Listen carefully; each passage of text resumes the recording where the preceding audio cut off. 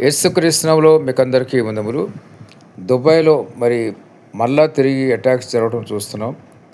ఎవరైనా సరే భారతీయులు గానీ, తెలుగు వారు గానీ దుబాయ్‌లో, కువైట్‌లో గానీ, సౌదీలో గానీ ఆ గల్ఫ్ ఆ దేశాల్లో దోహాలో గానీ ఎక్కడున్నా సరే మీరందరూ కూడా దేవుణ్ణి ఆశ్రయించండి. యేసు ప్రభువుని ఆశ్రయించండి. ఖచ్చితంగా మీకు సహాయం దొరుకుతుంది. మీ పాపాలన్నీ దేవుని దగ్గర ఒప్పుకొని విడిచిపెట్టండి. మీరు పరిశుద్ధంగా, పవిత్రంగా ఉంటే కనుక మీ ప్రార్థన దేవుడు ఆలకిస్తాడు. ఖచ్చితంగా మీకు సహాయం దొరుకుతుంది. ఆ యొక్క కష్టం నుంచి, బాధ నుంచి దేవుడు విడుదల దయచేస్తాడు. గమనించిన ప్రతి ఒక్కరు కూడా లేని యెడల మీరు తప్పించుకోలేరు. ఖచ్చితంగా దేవుడు మాత్రమే స్వయంగా సహాయం చేయాలి. ఈ సమయంలో ప్రభుత్వాలు కూడా సహాయం చేయరు.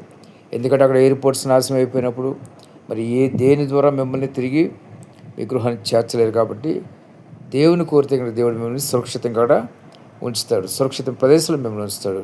సురక్షిత ప్రదేశంలో దేవుడు మిమ్మల్ని నడిపిస్తాడు. పరిశుద్ధాత్మ దేవుడు మీకు ఆలోచన జ్ఞానం అనుగ్రహిస్తాడు. కాబట్టి ప్రతి పాపాన్ని దేవుని దగ్గర ఒప్పుకొని విడిచిపెట్టండి. పరిశుద్ధంగా, పవిత్రంగా జీవించండి. హృదయాంతరంగా పూర్తిగా మార్చుకోండి. అప్పుడు దేవుడు క్షమించి పరిశుద్ధపరిచి మీ సహాయం దయచేస్తాడు. దేవుడి మాటలు మీకు అందరికీ దీవించాల్సి వచ్చింది కాక. ఆమేన్.